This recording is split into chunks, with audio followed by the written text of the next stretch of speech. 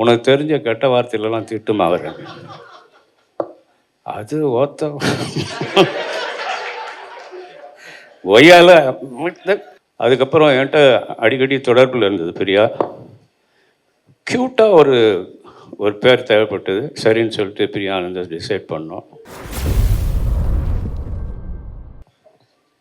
எங்கள் அழைப்பை ஏற்று இங்கே வந்திருக்கும் எனது அன்பு சகோதரர்கள், பத்திரிகை நண்பர்களும் ஊடக நண்பர்களுக்கும் என்னுடைய நன்றி கலந்த வணக்கம்.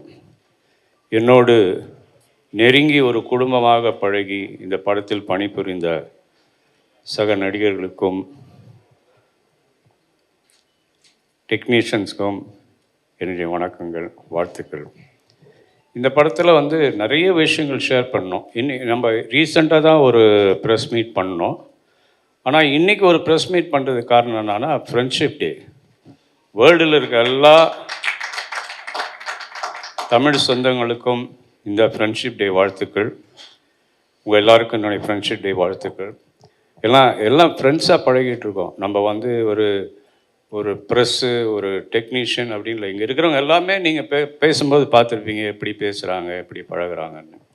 அந்த மாதிரி தான் எங்கள் யூனிட்டில் ஒர்க் பண்ண ஒவ்வொருத்தரும். எங்களுக்கு டைம் ப்ராப்ளமே இல்லை. காலையில் ஷூட்டிங் 9 மணினா 9 மணிக்கு எல்லாம் இருப்பாங்க. ஒரு ஜாலியாக இருக்கும். நம்ம நினச்ச நேரத்தோட ஸ்பீடாக முடிச்சுட்டு போயிட்டே இருப்போம். இப்போ சமுத்திரக்கனி சார்லாம் பார்த்தீங்கன்னா, என்னுடைய அந்த காலத்தை நினைவுபடுத்துகிற ஒரு ஆர்டிஸ்ட். லுக் வைஸ், அந்த பாடி வச்சிருக்கிற அந்த ஸ்டைல், அந்த நடை, அந்த கெத்து, சீனில் வந்துட்டார்னா சிங்கம். அப்படி மிரட்டி இந்த படத்தில் மிரட்டி இருக்காரு பாருங்க. சிம்ரன் அந்த மிரட்டி இருக்காரு. வனிதாவை அந்த மிரட்டி இருக்காரு. வனிதாவை அதுக்கு மேலே மிரட்டுச்சு. இப்போ அதுக்கு எமோஷன் வேணுங்கிறதுக்காக அதை கூப்பிட்டு சொன்னேன். உனக்கு தெரிஞ்ச கெட்ட வார்த்தையிலலாம் திட்டுமா அவர். அது ஓத்த ஒய்யால ஏதோ சொல்லத்தகாத வார்த்தைகளெல்லாம் இஷ்டத்துக்கு திட்டம். அங்கே சுற்றி இருக்கிறவங்களாம் கேட்குறாங்க, சார் எப்படி சார் சென்சார் பேசட்டும், அந்த எமோஷன் வரட்டும். அது வெறி பிடிச்சி போய் அப்படி பேசும். ஆமாம், யார் மேலே இருந்த கோபத்தை எங்கள் செட்டில் காமிச்சு.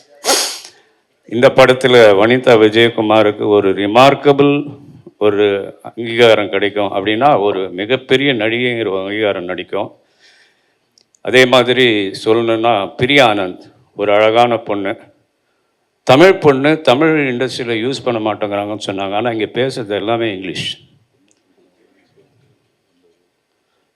எங்களுக்கெல்லாம் தமிழ் தெரியும், ஆனால் பாதி இங்கிலீஷு. இனிமேல் எங்கே போனாலும் தயவுசெய்து இங்கிலீஷில் பேச வேணாம். அப்போ தான் தெரியும் தமிழ் பொண்ணுன்னு. ஓகே, ரொம்ப அழகான பொண்ணு. இந்த படத்தில் இந்த கேரக்டர் யாரை போடுறதுன்றது ரொம்ப ஒரு மண்டை குடைச்சல் இருந்தது பல நாட்கள். அதுக்கப்புறம் என்கிட்ட அடிக்கடி தொடர்பில் இருந்தது பிரியா.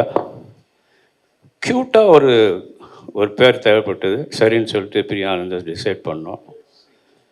அதே மாதிரி இந்த படத்தில் பார்த்தீங்கன்னா, நீங்கள் பார்த்துருப்பீங்க இந்த ட்ரெய்லர்லேயே, சாங்கிலெல்லாம் ரொம்ப க்யூட்டாக அழகாக இருக்கும். பர்ஃபார்மன்ஸுக்கும் ஒரு பெரிய அங்கீகாரம் கிடைக்கும் பிரியாவுக்கு. இதுக்கப்புறம் தொடர்ச்சியாக நிறைய தமிழ் படங்கள் வரும். அடுத்தது சிம்ரன்.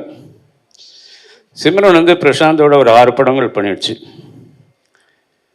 அதுக்கப்புறம் படங்கள் இந்த படம் வாங்கின பிற்பாடு இது ஏன் சிம்ரனை பண்ணக்கூடாதுன்னு எனக்கு தோணுச்சு. நான் ஃபோன் பண்ணி பேசின உடனே நான் அந்த படம் பார்த்தேன், நான் பண்ணுறேன்னுச்சு. அதே மாதிரி ஒவ்வொரு சீன்லேயுமே அதனுடைய பர்ஃபார்மன்ஸ், அந்த எக்ஸ்பீரியன்ஸ், அது பண்ணியிருக்கிற பர்ஃபார்மன்ஸ் இந்த படத்தில் நான் கொஞ்சம் எக்ஸ்ட்ராவே வேலை வாங்குவேன். கொஞ்சம் லவுடாக பண்ண வச்சுருக்கேன். என்னை கூட கேட்டது ஒரு சமயம், ஏன் என்ன இவ்வளோ லவுடாக பண்ண வைக்கிறீங்க? நான் ரொம்ப சட்டிலாக பண்ணலான்னு நினச்சேன் அந்த கேரக்டரை. இல்லை, அந்த கேரக்டர் அப்படி தான் இருக்கணும்னு. அந்த ஆக்ரோஷம், அந்த குத்துறது, அடிக்கிறது, இதெல்லாமே பார்த்தீங்கன்னா ஒரு ஆம்பளை மாதிரி இருக்கும். இந்த படத்தில் சிம்ரனுக்கு மிகப்பெரிய பேர் வரும், நிறைய அவார்ட்ஸ் வரும். இதை நிறைய தடவை சொல்லிட்டேன். டெஃபினட்டாக இந்த படத்தில் எல்லாரையும் விட சிம்ரனுக்கு ஒரு பெரிய பேர் வரும்.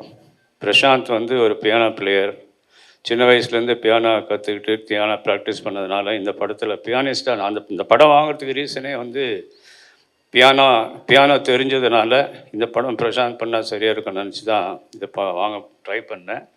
ஆனால் இதை வாங்குறதுக்கு கடும் போட்டி இருந்தது. ப்ரொடியூசர்ஸு, நிறைய டைரக்டர்ஸு, ஹீரோஸு, கடும் போட்டி. நிறைய பேர் இங்கே நிறைய டைரக்டர்ஸ் அனௌன்ஸ் கூட பண்ணிட்டாங்க, நான் தான் டைரக்ட் பண்ணுறேன். நிறையா ஆர்டிஸ்ட் நான் தான் நடிக்கிறேன் நல்லா அனௌன்ஸ் பண்ணியிருந்தாங்க. நாங்கள் வாங்கிட்டு வந்து ஒவ்வொரு ஆர்டிஸ்டாக செலக்ட் பண்ணி இந்த கேரக்டர் யார் இந்த கேரக்டர் யாருன்னு ட்ரை பண்ணி படத்தை ஸ்டார்ட் பண்ணோம். நடுவில் கோவிட் வந்தது. கோவிட் 2 வருஷம் அப்படியே தாங்கிக்கிட்டு ஒரு மாதிரி ட்ரை பண்ணி முடித்து படத்தை, அதுக்கப்புறம் சில சிக்கல்கள்லாம் இருந்தது. ஒரு மாதிரி படத்தை முடித்தோம். அப்புறம் பிரபுதேவா வச்சு ஒரு சாங் பண்ணோன்னு நினச்சோம். அதுதான் இந்த டர்னக்கா சாங். அதை பிரபுதேவா வந்து கான்செப்ட் பண்ணி சாண்டி மாஸ்டர் அதை கொரியோகிராஃப் பண்ணார். அதில் அனிருத பாட வச்சோம், கூட விஜய் சேதுபதி, மக்கள் செல்வன் விஜய் சேதுபதியும் பாடியிருக்காரு. அந்த சாங் வந்து மிகப்பெரிய ட்ரெண்டிங்கில் போயிட்டுருக்கு. அதுக்கெல்லாம் நீங்கள் தான் காரணம். நன்றி உங்கள் எல்லாருக்கும். இந்த சாங் வந்து இங்கே மட்டும் இல்லை, வேர்ல்டு ஃபுல்லாக ட்ரெண்டிங் ஆகி நிறைய பேர் இதை ஹூக் ஸ்டெப்பை ப்ராக்டிஸ் பண்ணி வீடியோவில் சென்ட் பண்ணிகிட்டே இருக்காங்க. இந்த படத்தினுடைய ப்ரமோஷனுக்காக நாங்கள் வந்து பிரசாந்துடைய ஒரு ஃபேன் வந்து வண்டி ஓட்டும்போது கீழே விழுந்து இறந்துட்டான். அதில் ரொம்ப மன வருத்தம் அவருக்கு. உடனே ஏன் எல்லாருக்கும் ஹெல்மெட் அவேர்னஸ் க்ரியேட் பண்ணக்கூடாதுன்னு சொல்லி ஒரு 5000 ஹெல்மெட்டை தமிழ்நாடு ஃபுல்லாக நாங்கள் வந்து ஃப்ரீயாக டிஸ்ட்ரிபியூட் பண்ணோம் ஃப்ரான்ஸ்லெல்லாம். பிரசாந்துடைய பர்த்டே வந்தப்போ எல்லா ப்ரெஸ்ஸுக்கும் நாங்கள் ஹெல்மெட் வந்து கூப்பிட்டு எல்லாருக்கும் கொடுத்தோம். உங்களுக்கு எல்லாருக்கும் தெரிஞ்சிருக்கும். இந்த அவேர்னஸை க்ரியேட் பண்ணுறதுக்காகவே அவர் பண்ண சிரமங்கள். ஒவ்வொரு ஊராக போய் எல்லாரையும் கூப்பிட்டு ஹெல்மெட்டை கொடுத்து ஹெல்மெட் இல்லாமல் ஓட்டாதீங்க, அதனால் உங்கள் உயிருக்கு ஆபத்துலாம் அட்வைஸ் பண்ணி வந்தார். அப்புறம் கேஎஸ் ரவிக்குமார் சார் ஒரு ஸ்பெஷல் கேரக்டர்.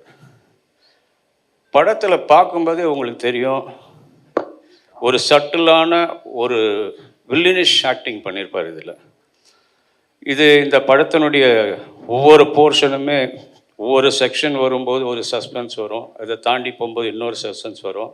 இது என்ன நடக்குது, என்ன ஆச்சு, இது உண்மையாக பொய்யான்னு பார்க்குறதுக்காகவே நானே ஹிந்தியில் இந்த படத்தை ஒரு 3 தடவை பார்த்தேன். அதே மாதிரி தமிழ்லேயும் இந்த ஃபீலிங் வரும். எல்லோரும் திரும்ப திரும்ப இந்த படம் பார்ப்பாங்க. பெசன்ட் நகர் ரவி வந்து அவரை வந்து பெசன்ட் நகர் ரவின்னு தான் தெரியும். நான் பாக்ஸிங் பண்ண காலத்தில் என்னுடைய குருநாதர் முனுருதீன் பாய், அவர்கிட்ட இவரும் ட்ரைனிங் ஆன வருது. அந்த பெசன்ட் நகரில் இருந்ததுனால அவர் பெசன்ட் நகர் ரவி, ஆனால் இப்போ பெசன்ட் ரவின்னு ஷார்ட் பண்ணிக்கிட்டார். அவர் இந்த படத்தில், அதாவது எந்த படம் பிரசாந்த் பண்ணாலும் அந்த படத்தில் அவர் இருக்கணுங்கிறது என்னுடைய ஒரு குறிக்கோளாக இருந்தது. ஒரு சின்ன வேஷமாக இருந்தாலும் நான் கூப்பிட்டோன்னு வந்துடுவார். பொன்னர் சங்கரில் அதே மாதிரி இந்த படத்துலேயும் ஒரு சின்ன ரோல் தான், பட் ஆனால் வந்து அதை வந்து பொறுமையாக பண்ணி எங்கள் கூடலாம் கோஆப்டியாக இருந்து அது ரொம்ப சந்தோஷமாக இருந்தது. அடுத்தது ஊர்வசி. ஊர்வசி சொல்ல வேண்டாம், என் கூட வந்து கொம்பேரி மூக்கன், அப்புறம் 2-3 படம் பண்ணுச்சு. பிரசாந்த் கூட நான் தயாரித்த ஒரு மன்னவான்னு ஒரு படத்தில் ஆக்ட் பண்ணுச்சு. இந்த படத்தில் இந்த கேரக்டர் நீங்கள் தான் பண்ணணுன்னு சொன்னோன்னா வந்துச்சு. வந்து கலக்கிட்டு போயிடுச்சு. கூட யோகி பாபு, 2 பேருடைய காம்பினேஷனில் கூட கேஎஸ் ரவிக்குமார் சார், பிரசாந்த் இவங்கெல்லாம் சேர்ந்து பயங்கரமாக கலக்கியிருக்காங்க. அந்த படத்தில் ஒவ்வொரு சீனும் இன்ட்ரெஸ்டிங்கான சீனு. மனோபாலா இன்றைக்கி நம்மளோட இல்லை, ஆனால் அவர் இந்த படத்தில் பிரபலமாக பண்ணியிருக்காரு. ஜெயம் கோபி சின்ன ரோல் தான், ஆனால் வந்து நான் கூப்பிட்டதுக்காக வந்து பண்ணிட்டு போனார்.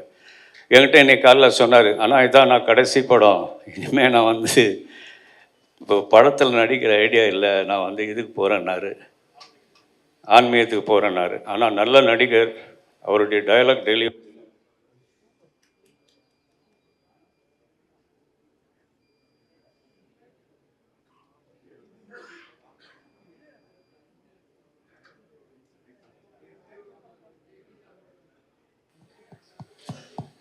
ஹலோ, இதுவும் ஒரு நல்ல சகுனம் தான். இவர் நடிக்க மாட்டேன்னு ஆன்மீகத்துக்கு போகிறேன்னு கிளம்பிட்டார். ஆனால் கடவுள் அதை ஆஃப் பண்ணி, இல்லை நீங்கள் இனிமேல் நடித்து தான் ஆகணும், இந்த மாதிரி ஒரு டைலாக் டெலியோட லுக்கோடு இருக்கிற ஒரு ஆர்டிஸ்ட்டு, இனிமேல் நீங்கள் ஆன்மீகத்துக்கு போங்க, ஆனால் நடிப்பையும் கொஞ்சம் சைடில் வச்சிங்க, இந்த மாதிரி லைட் ஆஃப் பண்ணி சிக்னல் கொடுத்துருக்காரு. அதை மெயின்டைன் பண்ணேன். அதே மாதிரி விஜேந்தர் நல்ல ரோல் பண்ணியிருக்காரு இந்த படத்தில். பூவையாருன்னு ஒரு சின்ன பையன், அவனும் பயங்கரமான ரோல் பண்ணியிருக்கான். இதில் லீலா சாம்சன் ஒரு எக்ஸ்ட்ராடினரி பெர்ஃபார்மர். அவங்க இந்த படத்தில் ஒரு நல்ல ரோல் பண்ணியிருக்காங்க. அவங்களும் பிரமாதமாக பண்ணியிருக்காங்க. ஆக்சுவலாக அவங்க வரதா இருந்தது, ஆனால் அர்ஜென்ட்டாக சைனாவில் ஏதோ ப்ரோக்ராம் இருந்தது போயிட்டாங்க. மேபி நம்ம எல்லாம் ஒரு சக்ஸஸ் மீட் வைக்கும்போது அவங்கெல்லாம் வருவாங்க. நீங்கள் இன்றைக்கி வந்து இந்த படத்தை இவ்வளோ தூரம் கொண்டு போய் நிறுத்திருக்கீங்க. இப்போவே எனக்கு பெரிய எனர்ஜி வந்திருக்கு. எல்லா தியேட்டருக்காரங்களும் இந்த படத்தை போடணுன்னு அவங்களுக்குள்ள ஒரு பரபரப்பான ஒரு இது நடந்துகிட்ருக்கு. ஆல்ரெடி 400 தியேட்டருக்கு மேலே தமிழ்நாடு ஃபுல்லாக போட்டிருக்கோம். இதுக்கும் மேலே தியேட்டர்கள் போடணுன்னு எல்லோரும் விரும்பி வராங்க. அது ஒரு நல்ல பாசிட்டிவ் சைன். அது வந்து அதற்கெல்லாம் காரணம் நம்ம ப்ரெஸ்ஸும் ஊடக நண்பர்களும் தான். உங்கள் எல்லாருக்கும் என்னுடைய மனமார்ந்த நன்றி என் சார்பாகவும் பிரசாந்த் சார்பாகவும் எங்கள் குழு சார்பாகவும் தெரிவிச்சுக்கிறேன். இன்றைக்கி வந்ததுக்கு ரொம்ப நன்றி. Happy friendship day. Thank you Nikhil. Thank you.